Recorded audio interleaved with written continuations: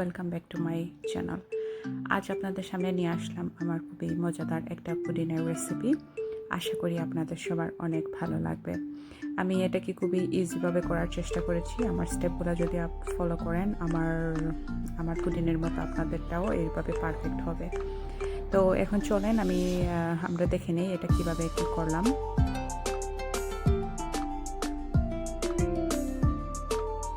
এটা আমি 8টা ডিম দিয়ে করেছি। আমি 8টা ডিম, 1 কাপ সুগার আর 2টা কার্নেশন ব্র্যান্ডের যে ক্যান মিল্কগুলো পাওয়া যায় ওইটা আমি ইউজ করেছি। এটা খুবই ইজি বানানো, খুবই কম উপকরণ লাগে এবং এটা খেতেও খুবই দারুণ একটা পুডিং। আপনারা ট্রাই করবেন এটা আমার রেসিপিটা ফলো করে বানানোর জন্য। আশা করি আপনাদের পুডিংটা আমার মতো পারফেক্ট হবে।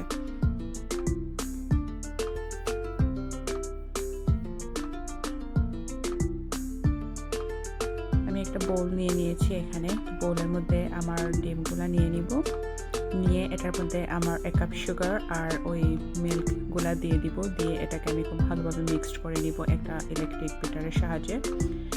ট্রাই করবেন একটা ইলেকট্রিক বিটার ইউজ করার জন্য, তাহলে মিশ্রণটা খুব ভালো হয়। আর এটা মিশ্রণের উপরও ডিপেন্ড করে এটার টেস্ট, যে ক্রিমি যে একটা ফ্লেভার আসে এটা মিশ্রণের উপর ডিপেন্ড করে। আপনার মিশ্রণটা যত ভালো আসবে এটার যে ক্রিমি যে ভাবটা আছে সেটা ততই ভালো হবে। আপনাদের সবাইকে অনেক অনেক ধন্যবাদ আমার পাশে থাকার জন্য, আমাকে এভাবে সাপোর্ট করার জন্য। আশা করি আপনাদের সবাইকে এভাবেই আমি আমার পাশে পাবো। আমার ভিডিওটি আপনাদের ভালো লাগলে আমাকে একটা লাইক দিতে ভুলবেন না। আমার কমেন্ট বক্সে জানিয়ে দিবেন আমার রেসিপিটা আপনাদের কেমন লাগলো। আপনার ফ্যামিলি ফ্রেন্ড সবার সাথে এটা শেয়ার করতে পারেন যদি আপনারা চান, এতে আমার উপকারই হবে।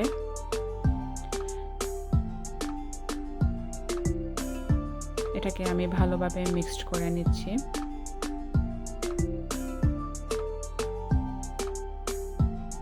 একটু খেয়াল রাখবেন যাতে আপনার সব কিছু খুব ভালোভাবে মিক্সড হচ্ছে। তো ট্রাই করবেন একটা ইলেকট্রিক বিটার ইউজ করার জন্য। এটা করলে এটা খুব ভালোভাবে মিশ্রণটা হয় রেডি।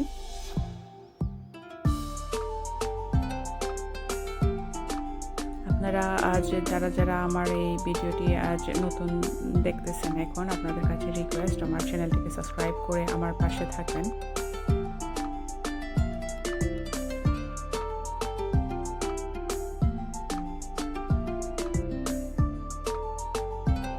আমার মিশ্রণটা এখন রেডি হয়ে গিয়েছে। এখন আমি আমার ক্যারামেলটা বানিয়ে নিব। ক্যারামেল বানানোর জন্য আমি একটা পাত্রের মধ্যে একটু চিনি নিয়ে নিব।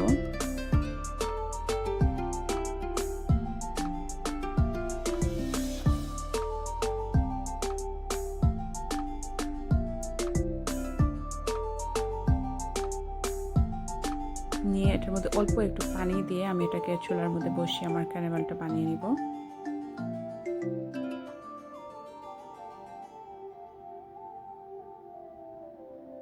একটু খেয়াল করলে দেখতে পারবেন এটা কিভাবে এটার কালার চেঞ্জ হচ্ছে আস্তে আস্তে।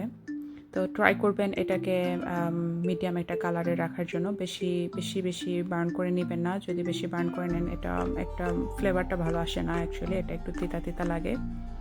তো যখন সুন্দর একটা কালার চলে আসবে, একটু ব্রাউন কালার, তখন এটাকে নামিয়ে এভাবে একটা পাত্রের মধ্যে ঠান্ডা পানি আমি নিয়ে রেখেছিলাম ওটার মধ্যে আমি দিয়ে দিব। তো এই ঠান্ডা পানির মধ্যে দিলে এটা খুব তাড়াতাড়ি ক্যারামেলটা সেট হয়ে যায়। তো এটা খুবই ভালো হয় যদি আপনি ঠান্ডা পানিটা ইউজ করেন।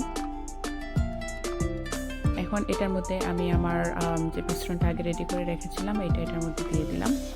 আর এর মধ্যে আমি আমার ওভেনটা সেট করে রেখেছি 350 ডিগ্রি ফারেনহাইটে আমার ওভেনটা গরম আছে। তো ওই গরম ওভেনের ভিতরে আমি এখন আমার এই মিশ্রণটা দিয়ে দিব। এটা হতে বেশি সময় লাগে না। যদি 350 ডিগ্রি ফারেনহাইটে গরম ওভেনের ভিতরে যদি আপনি এটা দেন, এটা মোটামুটি 50-55 মিনিটের ভিতরে এটা হয়ে যায়। তো এটা আমি 50 মিনিটের জন্যই আমি ওভেনের ভিতরে দিয়ে দিয়েছি। তো 50 মিনিট পর আমার পুডিংটা রেডি।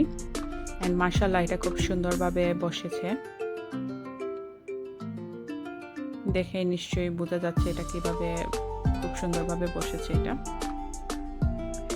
এখন আমি একটা নাইফের সাহায্যে আমি এটার সাইডটা আস্তে আস্তে করে কেটে নিব।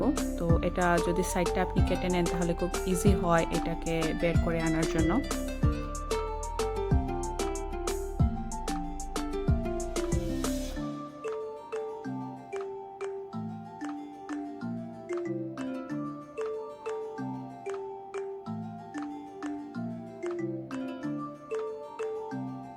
তারপর আমি এটাকে আস্তে করে একটু হাত দিয়ে এভাবে একটু নাড়া দিয়ে দিব।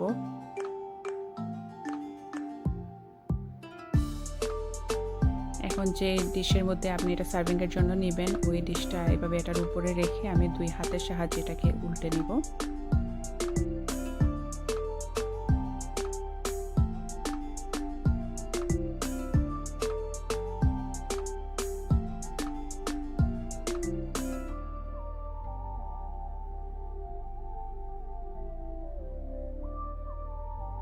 মাশাআল্লাহ এটা খুব সুন্দরভাবে বের হয়ে এসেছে।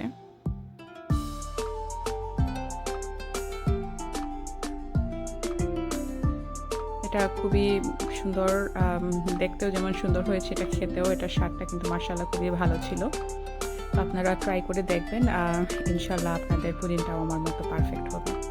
তো এটা এখন আমি সার্ভিংয়ের জন্য পিস পিস করে কেটে নিব। এখন কাটাটা আপনার চয়েসের উপর, আপনি যেভাবেই কাটতে চান সেভাবেই আপনি কেটে নেবেন।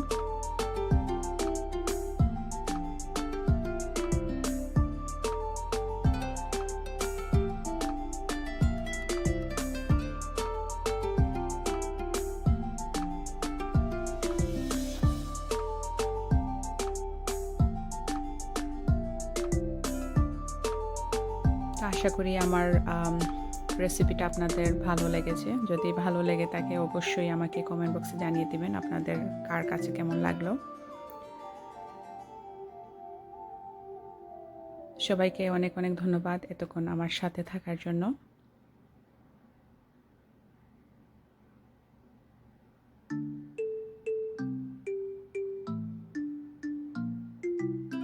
আমি একটা প্লেটের মধ্যে নিয়ে নিচ্ছি এটা সার্ভিং করার জন্য।